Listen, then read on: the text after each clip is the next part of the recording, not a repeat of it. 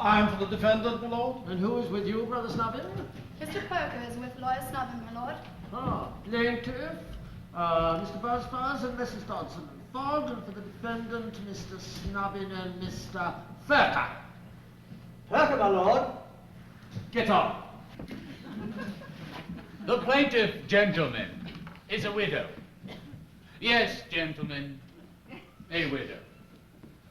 The late Mr. Bardell, after enjoying for many years the esteem and confidence of his sovereign, glided almost imperceptibly from the world to seek elsewhere that peace and repose which a custom house can never afford.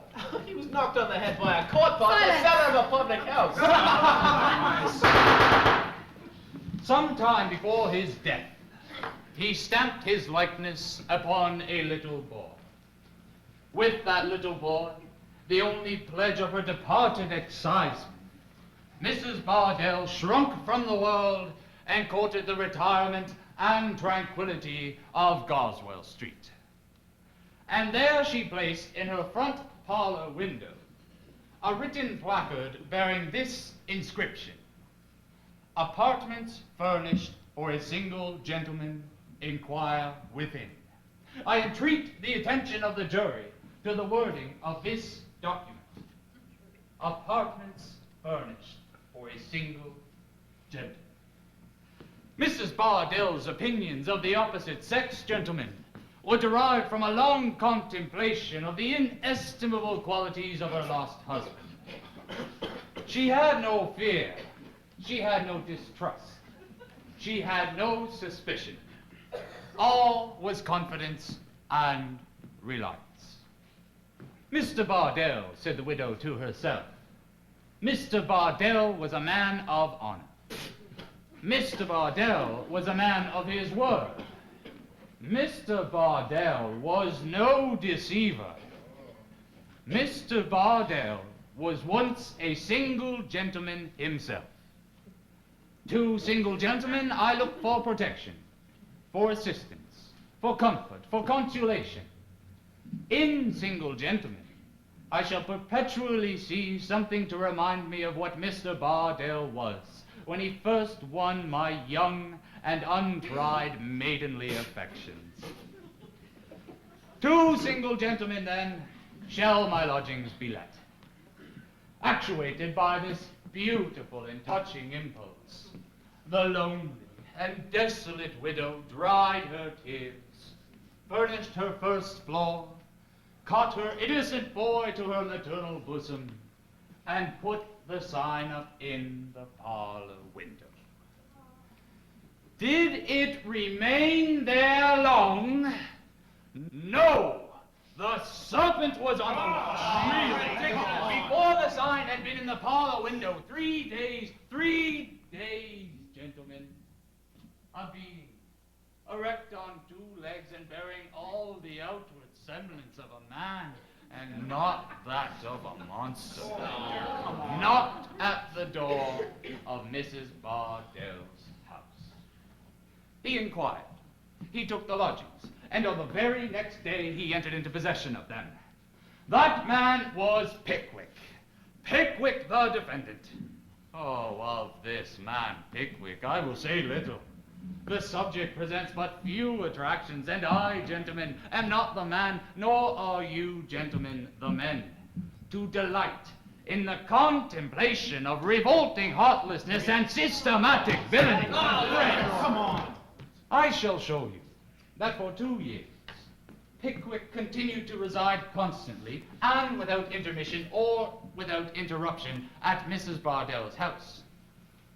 I shall show you that Mrs. Bardell, during the whole of that time, waited on him, attended to his needs, cooked his meals, prepared his linen for the washerwoman when it went abroad, darned, aired, and prepared it for wear when it came home, and in short, enjoyed his fullest trust and confidence.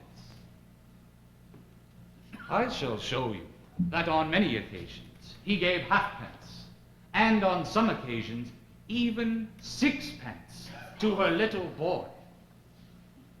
And I shall prove to you that on one occasion He patted the boy on the head, and after inquiring whether he had won any marbles lately, made use of this remarkable expression. How you should like to have another father. Get to the point. I shall show you, gentlemen, that about a year ago, Pickwick suddenly began to absent himself from home during long intervals as if with the intention of gradually breaking off his liaison with my client. But I shall show you also that his resolution was not sufficiently strong, or that his better feelings, if better feelings he has, were not sufficiently conquered, or that the charms and accomplishments of my client prevailed against his unmanly intentions, by proving to you that on one occasion, when he returned from the country, he distinctly offered her marriage, previously taking special care that there should be no witnesses to their solemn contract. And I am in a situation to prove to you, on the testimony of 3 of his own friends, most unwilling witnesses indeed, gentlemen, that on that morning he was discovered by them holding the plaintiff in his arms and soothing her agitation with his caresses and endearments. And now, gentlemen, but one word more. 2 letters have passed between these parties.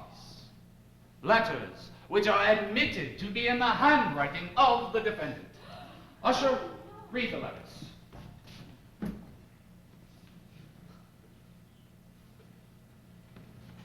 Garraway's, 12 o'clock. Dear Mrs. B, chops and tomato sauce. Yours, Pickwick. Ooh! Dear Mrs. B, I shall not be home till tomorrow. Slow coach. P.S. Don't trouble yourself about the warming pan. These letters speak volumes indeed. They bespeak the character of the man. They are not open, fervent, eloquent epistles breathing nothing but the language of affectionate attachment.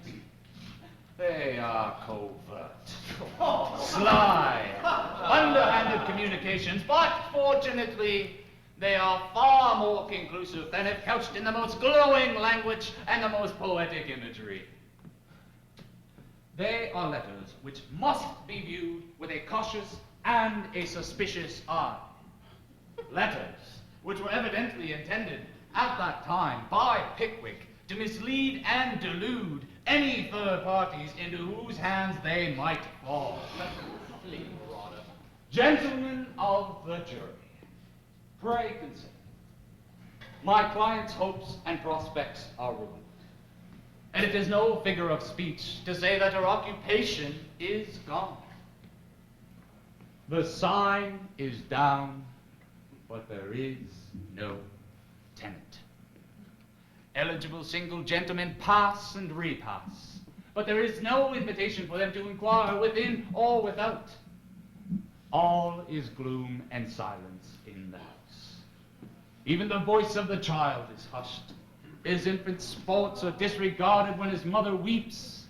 He forgets the long familiar cry of, "Knuckle down!" But Pickwick, gentlemen, the ruthless destroyer of this domestic oasis in the heart of Goswell Street. Come on. Pickwick, who choked up the well and thrown ashes on the greensward. Pickwick, who comes before you today with his heartless tomato sauce and warning. Pickwick still rears his head with unblushing effrontery and gazes without a sigh on the ruin he has made. Damages, gentlemen, heavy damages, is the only punishment with which you can visit him, the only recompense you can award to my client. And for those damages, she now looks to an enlightenment, a high-minded, a right-feeling, a dispassionate, a conscientious, a sympathizing, a contemplative jury of our civilized countrymen. Call the witness.